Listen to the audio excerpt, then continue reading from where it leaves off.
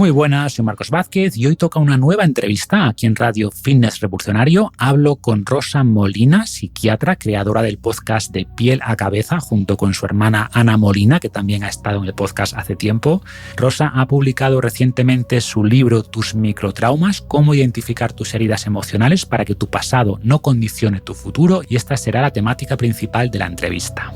Empezamos describiendo qué es un microtrauma y damos varios ejemplos. Rosa nos explica la diferencia entre suceso traumatizante y experiencia traumatizante, en el sentido de que dos personas pueden responder de manera muy distinta al mismo suceso. Vemos después algunos aspectos que pueden marcar esa diferencia, desde el tipo de apego en la crianza hasta la personalidad o la resiliencia de cada persona, y exploramos finalmente el concepto de crecimiento postraumático, o en qué casos una experiencia adversa puede ayudarnos a crecer y hasta qué punto se puede influir en este proceso. He hablado varias veces sobre este tema, por ejemplo en el episodio 4 de La Ciudadela Interior explico cómo aconsejaban los estoicos lidiar con la adversidad, y la charla de hoy profundiza más en la parte científica, por así decirlo. Creo que es un gran complemento, así que no te la pierdas. Antes de pasar a la entrevista, os recuerdo que nuestros patrocinadores son Paleobull y WeBotanics. Paleobull fabrica barritas energéticas en base a comida real, suplementos deportivos como proteína de suero, que es Panacea, proteína de leche, que es Valkyria. Y esto suele generar bastantes dudas. La diferencia principal es que la Valkyria lleva suero y caseína, las dos proteínas principales de la leche, mientras que Panacea lleva solo suero. Hay pocas diferencias prácticas, el suero se absorbe un poco más rápido, pero en la práctica, como digo, ambas opciones son buenas. Tienen también creatina con el sello Creapure, la de mejor calidad, que es sabia, que incorpora además electrolitos. Tienen elixir, que son triglicéridos de cadena media y colágeno que yo añado al café por las mañanas, y mucho más. Y WeBotanics, por su parte, empezó produciendo aceites de CBD de alta calidad, pero añadieron después una amplia gama también de complementos alimenticios, una línea de salud femenina que es Canagim y también colágeno marino de alta calidad que es Marinecol. Podéis echar un vistazo a todos sus productos en paleobull.com y webotanics.com, y con el código FR10 en mayúscula y con número FR10 tendréis un descuento del 10% en todos los pedidos. Y también podéis usar ese código de descuento en tiendafitnessrevolucionario.com, todo junto, tiendafitnessrevolucionario.com, donde veréis mis libros, programas y mucho más. Y sin más, damos la bienvenida a la doctora Rosa Molina. Bienvenida al podcast, Rosa, ¿cómo estás? Muy bien, muchas gracias, Marcos. Encantada de estar aquí de vuelta. Exacto, de vuelta. Hablamos hace ya bastante tiempo, antes de que publicaras tu primer libro, y hace poco publicaste el segundo, titulado Tus microtraumas. Así que para empezar, cuéntanos por qué elegiste esta temática para el nuevo libro. Pues fíjate que fue también en parte una propuesta por la editorial y algo que ya estaba barruntando en mi cabeza, porque lo cierto es que en los últimos años se está hablando mucho de trauma desde muchas perspectivas, ¿no? Tanto en población general como desde los clínicos, ¿no? Parece que de repente todo sea trauma. Pero también es cierto que en redes sociales, pues efectivamente hay una comprensión un poco polarizada, tanto por uno de los extremos sería que aquellas personas que piensan que solo trauma es el trastorno de estrés postraumático, ¿no? El gran trauma, los traumas de T mayúscula, mientras que para otros, sin embargo, de repente parece que todo sea trauma, es decir, cualquier vivencia o adversidad del día a día se convierte en algo potencialmente traumático.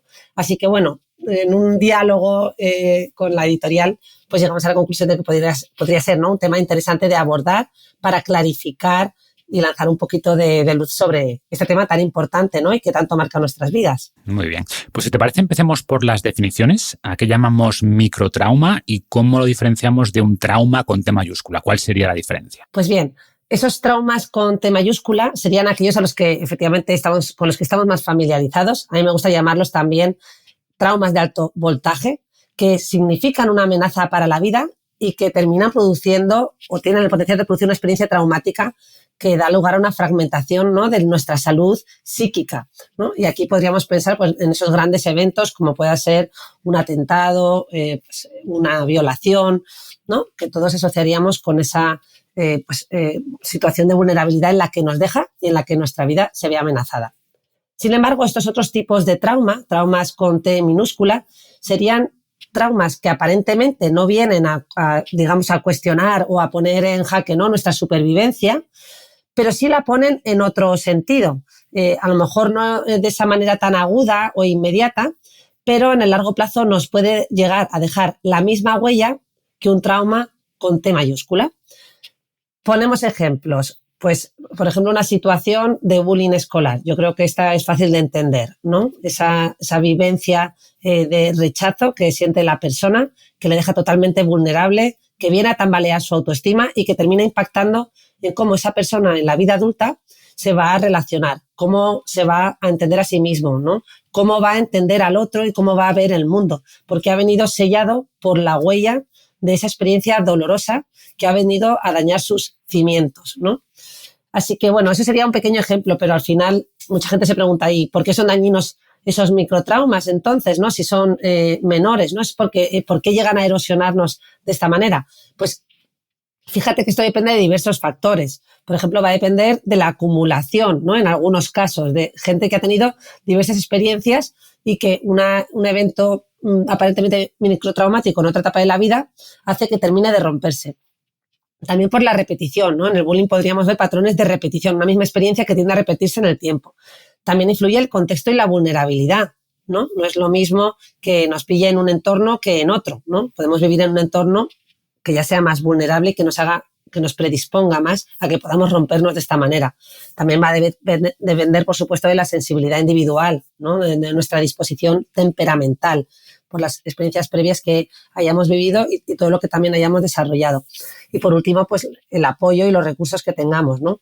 Tanto durante el proceso como luego en el proceso de recuperación. Por poner un ejemplo aquí, ¿no? En ese apoyo y en esos recursos no es lo mismo perder tu casa en un incendio, ¿no?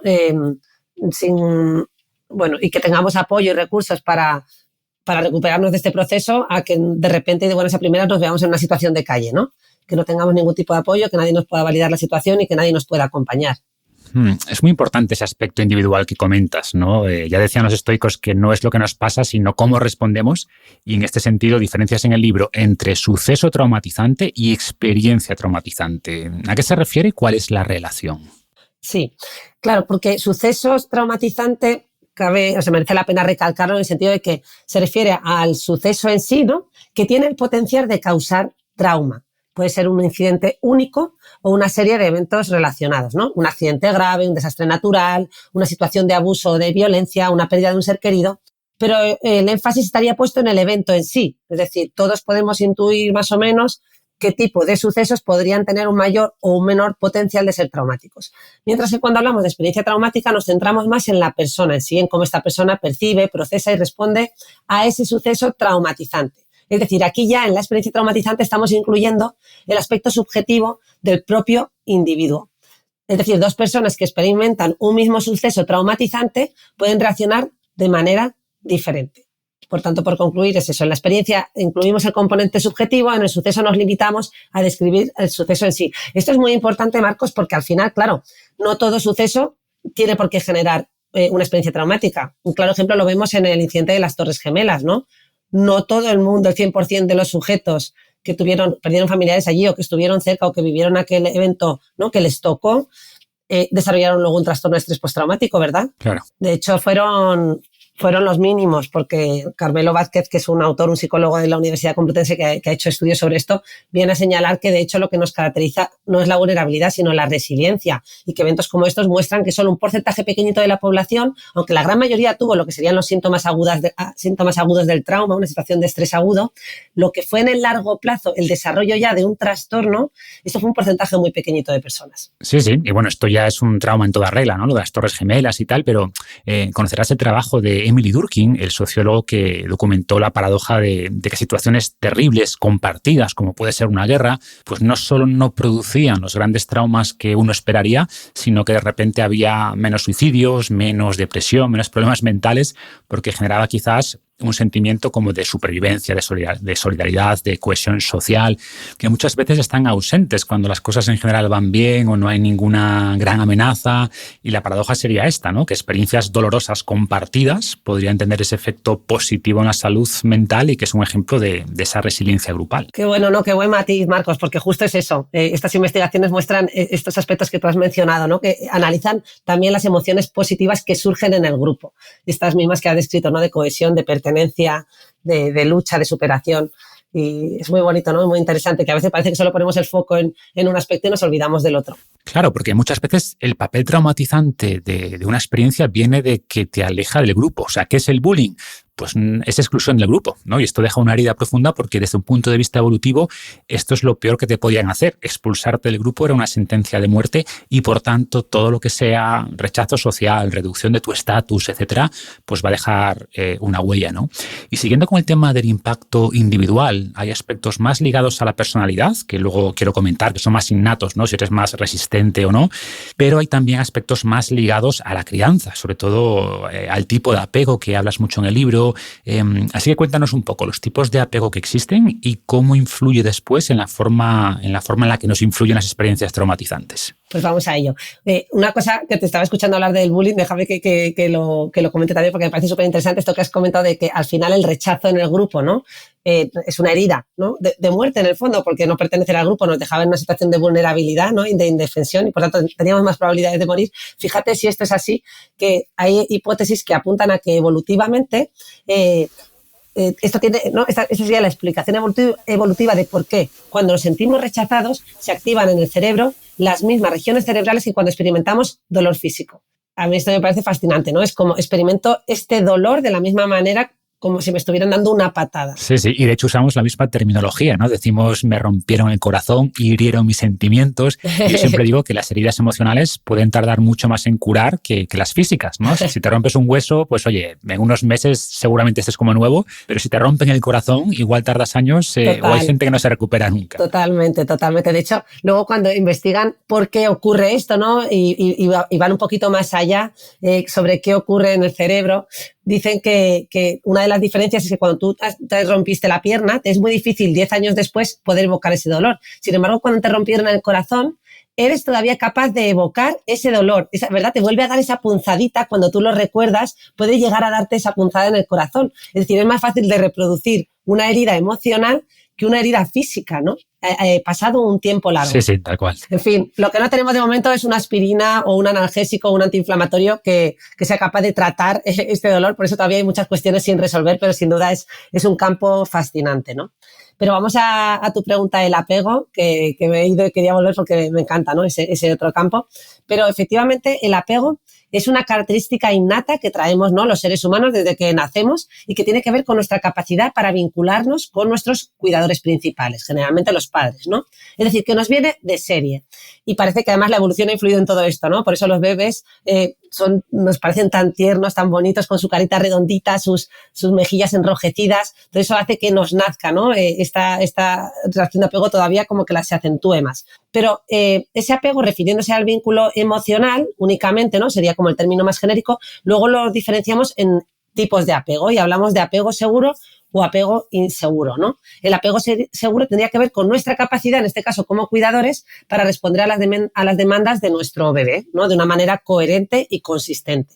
Entonces, cuando proporcionamos un apego seguro, que es de lo que, ¿no?, más se está hablando y que es de alguna manera aquel que nos proporcionaría de un seguro para luego explorar el mundo y enfrentarnos a la vida, pues este apego seguro lo que hace es que le permite al niño aprender, por ejemplo, a leer las intenciones del adulto y a predecir y anticipar las reacciones de este, ¿no? Por tanto, de los otros. Es decir, aquí está habiendo un aprendizaje en torno a la teoría de la mente. Empiezo a ser capaz de ponerme, con el paso del tiempo, en el lugar del otro. Pero también empiezo a ser capaz de anticipar y predecir, ¿no?, mis propias reacciones. Me facilita, por tanto, mi capacidad de regulación emocional. Favorece mis habilidades sociales, mi capacidad de sentirme seguro para explorar el mundo, para amar y para sentirme amado, ¿no? Porque muchas veces cuando no he desarrollado este apego inseguro me encuentro con esas dificultades en la edad adulta para intimar, porque a lo mejor no lo he aprendido, porque yo mismo no me he sentido seguro en ese vínculo, ¿no?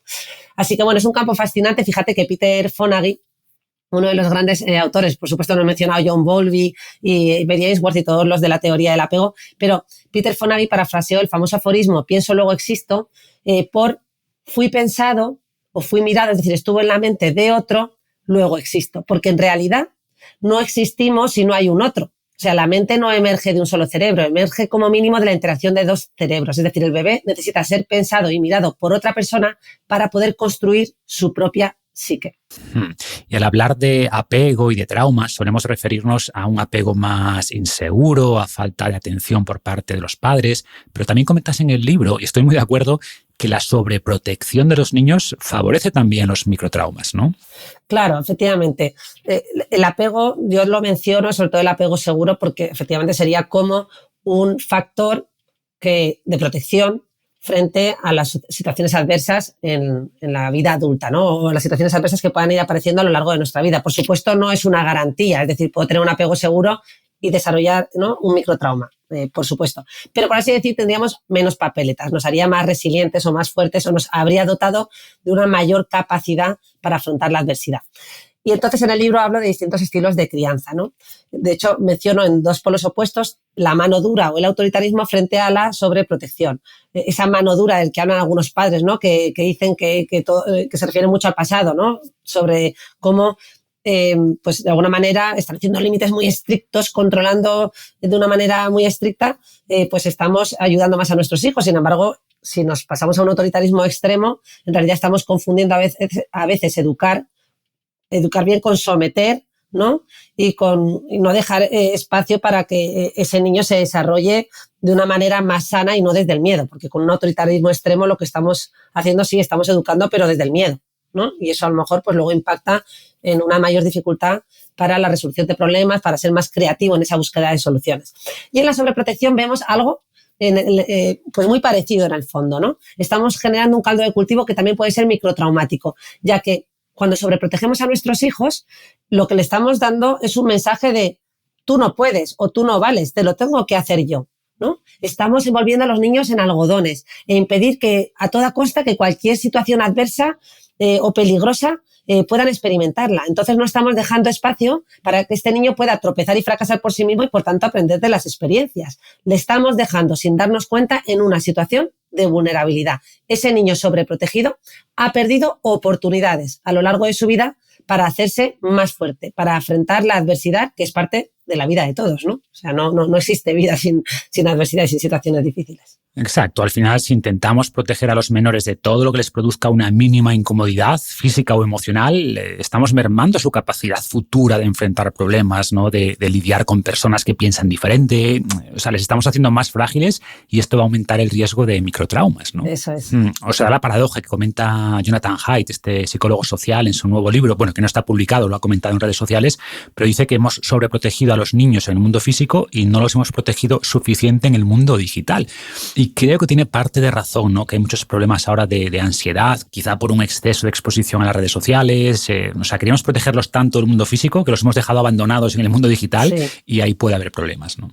Sí, que estamos metidos en esa vorágine, ¿no? Justo de lleno, y yo creo que las consecuencias las vamos a ver de aquí a unos años. Esto está como empezando y la tecnología va más rápida que nosotros, pero yo creo que hay que ponerse las pilas, ¿no? Y bueno, tener en cuenta que somos, no sé quién era la frase y no me acuerdo bien de la frase, pero venía a decir algo así como que tenemos emociones, ¿no? Del paleolítico con una tecnología más digna de los dioses, ¿no? Bueno, quizás fue Harari. Edward Wilson decía eso. Sí, es verdad, eso. Bueno, podríamos hablar de este tema en la próxima charla, es muy interesante.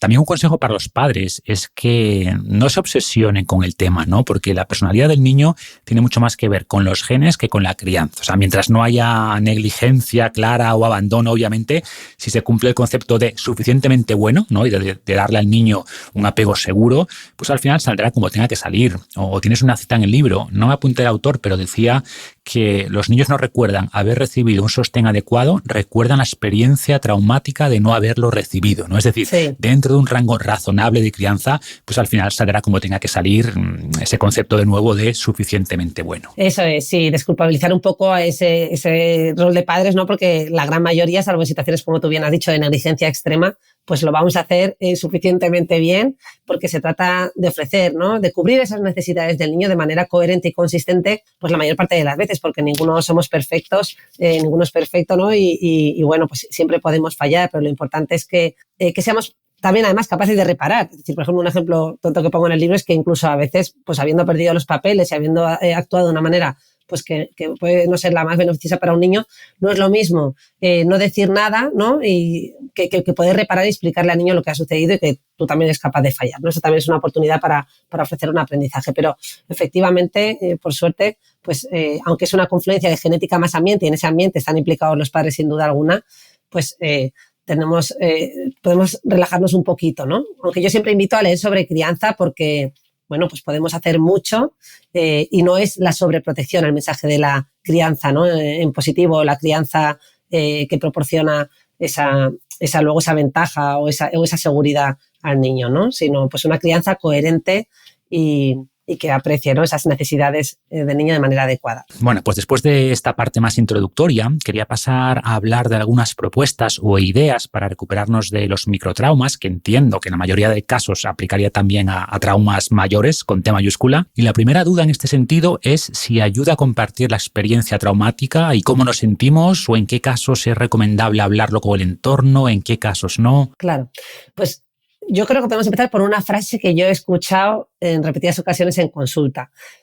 Dice, ¿no? Algunas personas dicen, cuando pude ponerlo en palabras sentí una gran pérdida de peso. Y la verdad que me parece muy descriptiva, ¿no?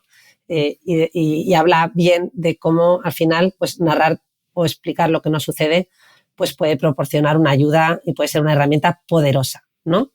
Siempre y cuando, claro, esa narración no se convierta en un recuento estereotipado de los hechos, sin ningún tipo de resonancia emocional, porque a veces se convierte en simplemente repetir y repetir y en un estilo lavadora, ¿no?, centrifugadora, que le llamo yo, que no nos lleva a ningún lado. Claro. ¿Vale? Por tanto, compartir, ¿no?, narrar lo que nos sucede puede tener ventajas. Por un lado, nos puede ayudar a un mejor procesamiento emocional, nos permite que las experiencias sean reconocidas y validadas por los otros, ¿no?, cuando las expresamos delante de amigos o de un profesional. Nos permite reestructurar lo que nos ha sucedido, ¿no?, reestructurarlo cognitivamente, analizarlo y objetivarlo. Cuestionar, por ejemplo, las creencias distorsionadas que han podido derivarse de esa experiencia que hemos tenido, ¿no?, esa distorsión que produce en nuestra mente. Nos permite además librarnos de parte de la tensión que hemos acumulado y además nos permite empoderarnos para tomar mejores decisiones y para avanzar. Pero ojo, claro, esto de narrar lo que nos sucede, pues hay que matizarlo, porque yo escucho mucho esto de lo que tienes que hacer es hablarlo, ¿no? Incluso además, nada más haber tenido una experiencia muy dura, todos repiten este mensaje y sin embargo nos olvidamos de que hay una serie de particularidades que hay que especificar antes de dar este mensaje, ¿no? Porque no todos tenemos los mismos tiempos, al final las experiencias no dejan de ser individuales y además el entorno puede variar para cada uno. Así que vamos a poner los puntos sobre las íes y vamos a mencionar también otros aspectos que tienen que ver con esa narración de lo que nos sucede y cuándo es el momento más o menos adecuado. Hay que tener en cuenta, por tanto, que la variedad de respuestas hay que individualizarla, ¿no? Cada uno podemos reaccionar de una manera diferente al trauma. Hay gente que puede encontrar ese alivio y hay gente que puede sentirse abrumada o retraumatizada, ¿no?, según cuando pues se vean expuestos a narrar lo que les ha sucedido. También tenemos que valorar el entorno de apoyo. Claro, no es lo mismo tener un entorno comprensivo y empático que no tenerlo, ¿no? Esto es clave. También encontrar el momento oportuno, porque puede ser que la persona se sienta emocionalmente preparada o no, y por tanto forzar la conversación antes de que la persona se sienta fuerte puede ser incluso contraproducente. Y luego también tenemos que aceptar que existen distintas formas de expresión. No todo el mundo encuentra ese beneficio en narrar, sino que pueden narrarlo a través de la escritura, la música, actividades físicas.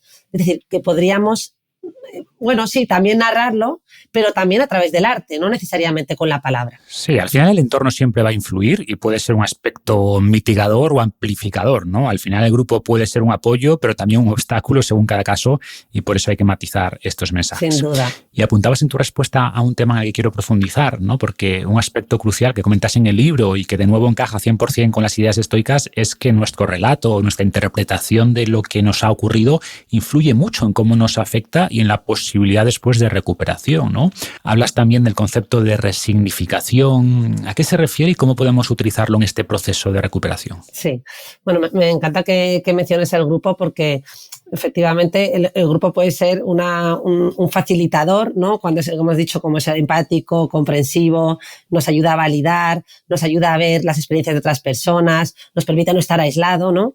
Pero también puede ser un obstáculo, ¿no? Cuando, pues, como hemos dicho, pues no nos facilita el camino, incluso nos puede llevar a retraumatizarnos, a sentir que no alcanzamos las expectativas de los otros, ¿no? O porque no recibamos ese apoyo efectivo. Pero cuando hablamos de esa resignificación, nos referimos sobre todo a nuestra capacidad para construir y dar sentido a un relato de nuestras experiencias traumáticas, ¿no? Que pueden tener un impacto significativo en ese proceso de recuperación. La resignificación o reconstrucción de nuestro relato implica darle un nuevo significado a lo que hemos vivido, a esas experiencias, lo que puede influir en cómo las entendemos y cómo nos afectan. Es, por tanto, un proceso psicológico, ¿no? Que nos permite reelaborar. Yo he traído algunos ejemplos sobre esta resignificación, que al final lo que hace es partir de cómo un suceso traumático, y esa experiencia traumática que emerge de ella, llega a distorsionar, ¿no?, las interpretaciones que hacemos sobre uno mismo, sobre cómo interpretamos al otro y sobre cómo interpretamos al mundo, y ser capaz de identificar esos sesgos, ¿no?, esas desviaciones que se han producido en nosotros mismos. Implica un proceso reflexivo y terapéutico que busca esa nueva comprensión, ¿no?, para de alguna manera también mejorar, ¿no?, esa adaptación, ¿no? Más bien, cuando se me escapa la palabra minimizar, porque quería decir que nada de este proceso implica negar o minimizar el dolor que nos provoca un trauma, ¿no? Entonces, en esos ejemplos de resignificación, yo he traído aquí de un autor que es muy conocido y que ha trabajado mucho en el campo del trauma, que se llama Pau Pérez. Tiene libros y artículos que se pueden consultar, que si quieres luego te doy las referencias. Pero fíjate que pone algunos ejemplos que son clave, Marcos. Dice el miedo. Resignificar el miedo podría ser algo así como entender el miedo como una reacción de defensa ante un hecho amenazante, ¿no?, que nos permite protegernos y ser prudentes. O los síntomas de anestesia emocional, ¿no? Tras una experiencia traumática nos podemos sentir como anestesiados, ¿no?, y alejados del entorno. Pues esto podemos entenderlo como un intento de la mente para desconectarse de la realidad y conseguir un tiempo muerto para tomarse un respiro y recuperarse. O también las ganas de estar solo y de aislarnos. Sería una forma de intentar no perder el control, ¿no? Ese es el verdadero significado de por qué nos aislamos, porque no tenemos miedo a perder el control. O por último, por poner un ejemplo más, la tristeza como una forma de pararse a pensar, ¿no?, y prepararse. Es decir, que todos los síntomas que pueden ir apareciendo tras las experiencias traumáticas, el miedo, los síntomas intrusivos, los síntomas de anestesia emocional, los síntomas de evitación, de aislamiento, de hiperactivación o alarma, el resentimiento, la tristeza, todos estos síntomas podemos entenderlos y explicarlos. Y cuando hacemos este trabajo, generalmente, pues para el gran trauma, yo creo que acompañados de un profesional, pues nos permite, ¿no?, de alguna manera validar y entendernos un poquito mejor, ¿no?, para ese proceso hacia la recuperación. Y que además es cierto, ¿no? O sea, todas las emociones evolucionaron porque eran útiles, cumplían una función. El miedo nos ayudaba a protegernos de peligros, la tristeza pues sería una forma de alertar al grupo de que necesitábamos más apoyo y de buscar también nosotros mismos ese apoyo en personas queridas. Y a veces como que se tiende a patologizar las emociones, ¿no? Si estás triste más de X semanas es que tienes una depresión y hay que tratarte. Y bueno, no tiene por qué. O sea, la adversidad es parte de la vida y no digo que sea bueno pasar por ella, pero es inevitable, ¿no?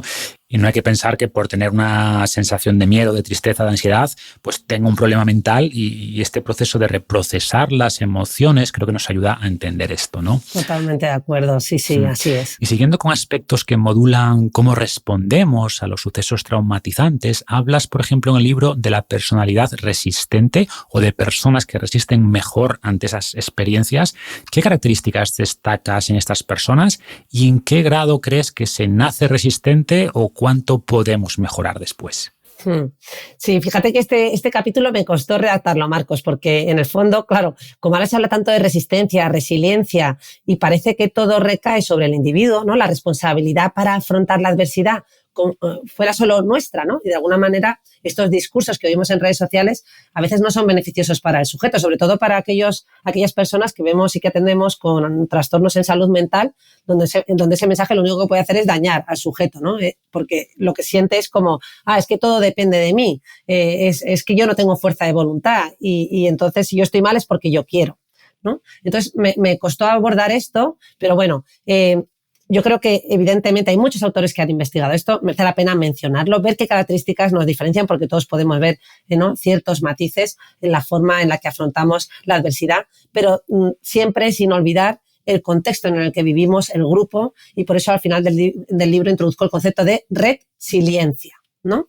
Es decir, que creo que, en cierto modo, no deberíamos hablar solo de resiliencia, tanto en cuanto esto recae sobre el individuo, sino también, en el fondo, influye en nuestra red. Y cuando hablo de red, no solo hablo de la familia o del entorno en cuanto a personas, sino también el contexto, la sociedad en la que vivimos, la cultura, porque todo esto va a moldear, ¿no?, el cómo afrontamos la adversidad.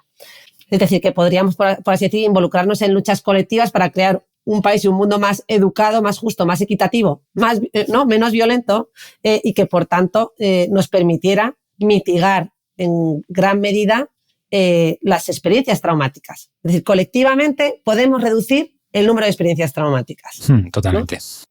Entonces, pero bueno, vámonos a esa parte de papel individual que podemos tener todos, porque lo cierto es que, bueno, ya una vez acontecido un determinado evento, ¿no?, y una vez que ya esas circunstancias han sucedido y no podemos cambiarlas, sí que tenemos que pensar un poquito en qué podemos hacer nosotros como individuos en cuanto hay aspectos que dependen solo de nosotros, ¿no?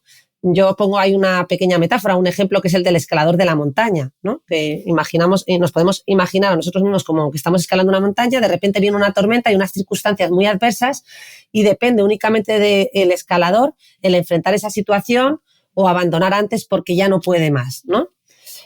Pues bien, basándose en la psicología existencial de Viktor Frankl, ¿no?, que ha escrito este famoso libro, que ha tenido un repunte increíble durante la pandemia, me llamó mucho la atención porque se convirtió en un superventas en Amazon, El hombre en búsqueda de sentido, cuando es un libro clásico de toda la vida, ¿no? Pero a raíz de la pandemia, no sé si tú también lo has notado. Sí, lo noté mucho porque durante la pandemia se popularizó también mi libro Invicto y durante meses los dos libros más vendidos en la categoría de psicología en Amazon eran El hombre en busca de sentido e Invicto, así que lo noté. Sí. Es verdad, el matiz era que tú estabas ahí, yo cuando veía las primeras listas siempre te veía a ti muy cerquita de Viktor Frankl. Sí, una combinación curiosa. Pues bien, pues partiendo un poquito de esta visión, de las teorías del locus de control, de Rotter y Mischel, que ahora mencionaré, pues las psicólogas Susan Kobasa y Maddy desarrollaron en la década de los años 70 y 80 el concepto de la personalidad resistente, ¿no? Y se habló del hardiness en inglés, y que define una serie de características y rasgos, ¿no?, que hacen que nos enfermemos menos. Y esto tiene que ver con rasgos como una mayor tolerancia a la incertidumbre, una mayor capacidad para recordar, ¿no?, elementos significativos, una mayor capacidad para compararse con los demás, pero de una manera realista, ¿no?, viendo también sus fortalezas y no solo sus debilidades cuando se comparan, una capacidad mayor para reforzarse o para aprender, ¿no?, de la experiencia por la que han vivido. En fin, como ves, una serie de factores que se han asociado con una recuperación más rápida. Volvemos a decir lo mismo que con el apego seguro. Esto no garantiza, pero desde luego, ¿no?, yo creo que estaríamos todos de acuerdo en que estos rasgos pues pueden ayudarnos, ¿no?, y que tengamos más papeletas de salir pues airosos de las situaciones difíciles. También mencionan 3 componentes, ¿no? Los 3 componentes principales de la personalidad resistente también mencionan que son el compromiso, el control y el desafío.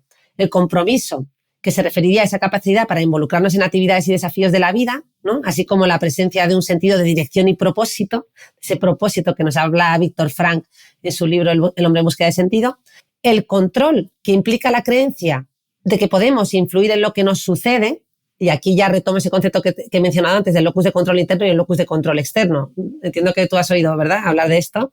Se refiere a que, bueno, cuando tenemos un locus de control interno somos capaces de pensar que tenemos la capacidad de influir en lo que nos sucede, y un locus de control excesivamente externo sería aquel en el que cargas todo o responsabilizas todo en lo externo, ¿no?, en la sociedad. Pues a mí me pasa esto y yo ya no hay nada que yo pueda hacer para cambiarlo, porque esto es culpa de mis circunstancias y de lo que me rodea. Pues bien, digamos que esa capacidad para ver que podemos tener influencia en lo que nos sucede, ese control sería una herramienta más de lo que conocemos como personalidad resistente. Y por último, el desafío, ¿no?, la disposición para ver ciertas oportunidades de crecimiento de las amenazas o de las experiencias vividas, ¿no? Ser capaz de buscar ahí, ¿no?, y de sacar algo, aunque esto también pues cogido con, bueno, dicho entre comillas, ¿no?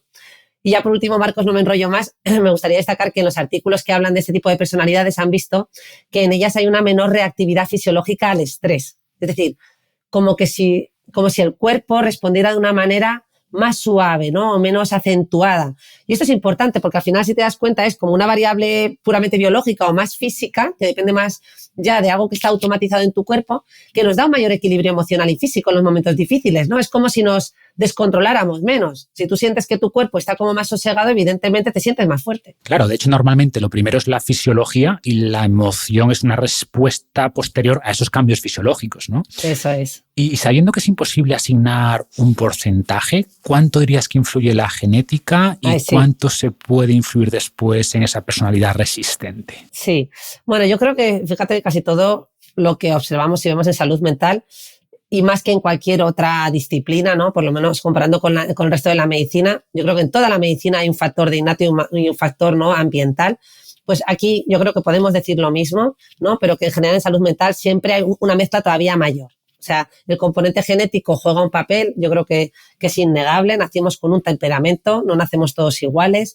Biológicamente nacemos con unas predisposiciones. Fíjate que de hecho del trauma se ha dicho que hay una parte que es hereditaria y esto tiene que ver con el factor epigenética, como por epigenética, es decir, cómo el ambiente o la situación traumática de nuestro padre le ha moldeado, ha producido esas metilaciones en su ADN, se ha quedado su ADN marcado, ¿no?, por así decir, y esto podemos llegar a heredarlo, ¿vale? Podemos heredar, por tanto, una vulnerabilidad, ser como más sensibles, ¿no? Que no quiere decir que la gente dice, pero entonces ¿lo heredo o no lo heredo? Pues es que en medicina hablamos de probabilidad, pues tendrás una probabilidad de un 20% mayor a ser más vulnerable. Eso no quiere decir que lo vayas a heredar y que te vaya a pasar. Y luego el aprendizaje me parece clave, ¿no? Yo creo que la influencia del entorno, las experiencias de la vida, las estrategias de afrontamiento que hemos aprendido, tanto por observación vicaria, a través de ¿no?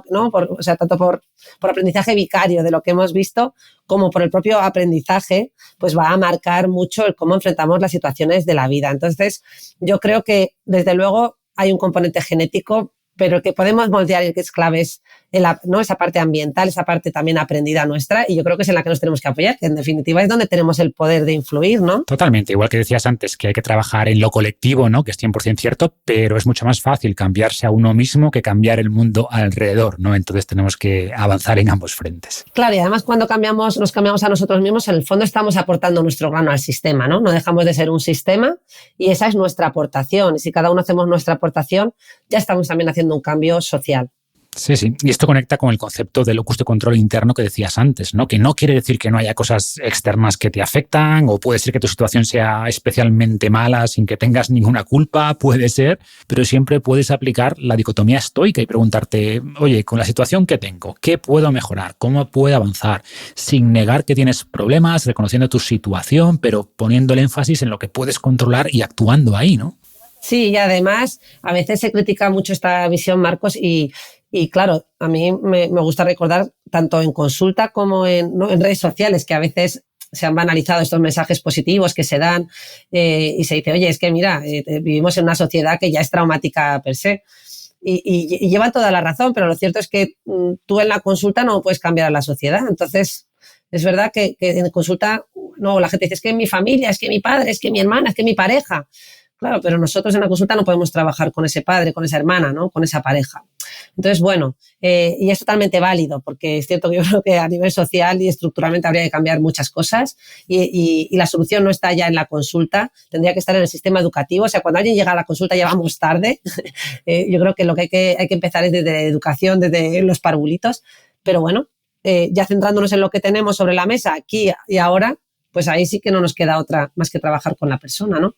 100%, además de que en esto influye mucho también la cultura y el momento en el que vivimos, ¿no? O sea, yo creo que somos más sensibles que antes a ciertos problemas. Bueno, no es que lo crea, hay estudios, ¿no?, que indican que, por ejemplo, a medida que la violencia en la sociedad se reduce, la violencia real, reducimos el estándar de lo que consideramos violencia. O a medida que resolvemos los grandes problemas de la humanidad, reducimos el estándar de lo que consideramos un problema, ¿no? Por lo que aunque la sociedad objetivamente vaya mejor, pues seguimos teniendo el mismo nivel de insatisfacción que hace 50 años o 100 años, ¿no? Porque ahora pues vemos problemas que antes no considerábamos problemas. Ojo, y esto no es malo per se, ¿eh? O sea, esa insatisfacción constante, por un lado, nos hace seguir resolviendo problemas, pero bueno, debemos ser también conscientes del progreso, ¿no? O sea, debemos poner en perspectiva nuestros problemas. Y ojo, esto no quita importancia, no resta importancia a los traumas, los problemas que la gente percibe, que tiene, que son reales, por supuesto, pero a mí personalmente me ayuda esta mirada largoplacista y pensar que mis problemas, entre comillas, modernos causarían risa a las personas que vivían hace 1000 años o incluso cientos de años que tenían problemas mucho más apremiantes, ¿no? Sí, así es. Pero bueno, cambiando de tema o continuando con el punto anterior, mencionas en el libro que se escucha mucho lo de estrés postraumático, que es algo real, algo bien estudiado, pero se habla menos del crecimiento postraumático, ¿no? En el sentido de que en algunos casos los traumas, las adversidades pueden ayudarnos a crecer y nadie va a desear, por supuesto, sufrir un trauma para mejorar gracias a él. Pero si nos ocurre, ¿hay algo que podamos hacer para intentar no solo que nos afecte menos, sino incluso favorecer que se produzca ese crecimiento postraumático? ¿O de qué podría depender? Claro.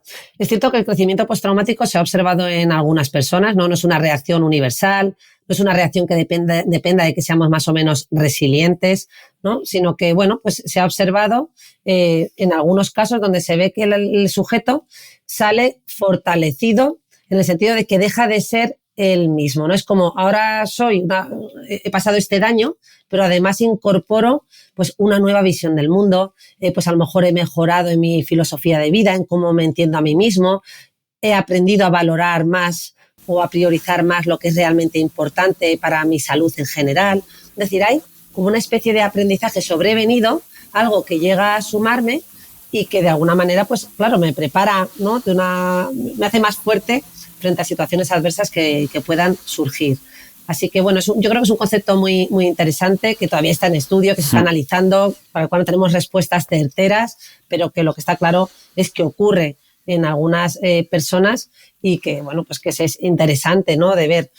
No sé hasta qué punto tenemos el potencial de hacer muchas cosas para que esto emerja, pero bueno, yo creo que el hecho de conocer que esto es así, que ocurre y saber, pues como hemos mencionado, cuáles son a lo mejor las facetas de esas personalidades que puedan ser más resistentes o resilientes, pues ya nos ayuda un poquito también a tomar perspectiva y adoptar y dar pasos para el cambio, ¿no? Y el cambio que no tiene que hacerse cuando nos suceda algo grave, sino ir trabajándolo en el día a día, porque el ir trabajando mi capacidad adaptativa, mis estrategias de afrontamiento para las situaciones más cotidianas y adversas que me pueda encontrar, por ejemplo, una discusión con un jefe en el trabajo o con un compañero. Esto lo tengo que ir trabajando en el día a día, de tal manera que si en algún momento me tengo que enfrentar a algo mayor, pues pueda, ¿no? Tener una mayor capacidad de resolución de problemas, ¿no? Puede haber más caminos, más alternativas, en definitiva. Sí, muy bien. Bueno, al final es un tema complejo, como creo que ha quedado claro, ¿no? Que depende de infinidad de factores y que en cada persona puede seguir un cauce distinto. Y yo creo que los traumas al final no se eliminan, creo que lo comentas en el libro, ¿no? Que siempre dejan una huella, es como esa herida emocional que quizás cure, pero deja después una cicatriz, ¿no? Que por suerte ya no duele cuando se toca, pero sabes que está ahí, ¿no? Y esto tampoco es malo, es un recordatorio de que te has curado, de que has sobrevivido. Eso es. Así que la última pregunta sería, ¿cómo podemos saber que ya hemos superado el trauma o qué restos puede dejar después? Eso es. Fíjate que ahora que has mencionado lo de las cicatrices, recomiendo también a los lectores el libro de Anabel González, compañera mía, de hecho, la que ha hecho la supervisión de mi libro y el prólogo de mi libro, que tiene uno que se llama Las cicatrices no duelen, ¿no? Y es muy interesante y, bueno, ella es una experta en trauma, trabaja en MDR, que es este tipo de terapia que se utiliza en personas con trauma y, bueno, que invito a leer. También el mío, ¿eh? Eso, primero el tuyo. Bueno, pues, ¿cómo podemos saber si nos hemos recuperado, ¿no? del trauma? Al final, pues lo expresamos de la siguiente manera, Marcos. Decimos que recuperarnos implica tener la capacidad de expresar verbalmente y no verbalmente nuestros sentimientos, ¿no? Por ejemplo, con gestos de afecto, como puede ser capaces de abrazar, de sentir, ¿no? Sin que esto nos desborde, ¿no? Lo que nos ha sucedido nos desborde.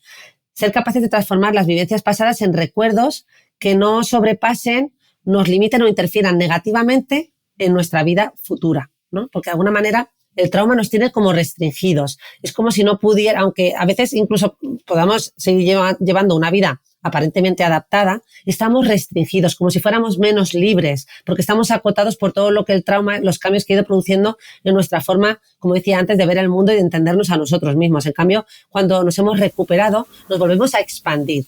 Es una pequeña viñeta que utilizo en el libro y pongo la palabra expansión, ¿no?